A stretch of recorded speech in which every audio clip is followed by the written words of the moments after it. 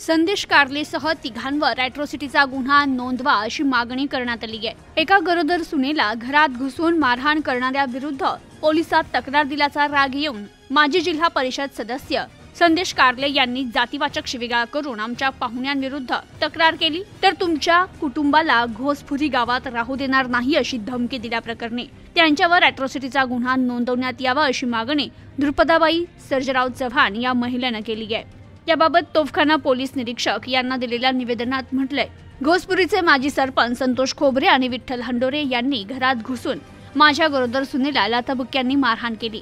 या प्रकरणी नगर तालुका पोलीस ठाण्यात गेल्यावर तेथे नोंद घेऊन तपासणीसाठी सिव्हिल रुग्णालयात पाठवण्यात आलं। तेथे गेल्यावर माजी जिल्हा परिषद सदस्य संदेश कारले हे तेथे आले आणि त्यांनी आम्हाला जातीवाचक शिवीगाळ केली। तुम्ही आमच्या पाहुण्याविरुद्ध पोलिसात तक्रार केली तर आम्ही तुम्हाला घोसपुरीत राहू देणार नाही अशी धमकी कारले यांनी दिल्याचं निवेदनात म्हटलंय। त्यांच्यावर अॅट्रॉसिटीचा गुन्हा दाखल करण्याची मागणी द्रुपदाबाई चव्हाण यांनी निवेदनातून केली आहे। Bureau report, news today 24, Ahilyanagar.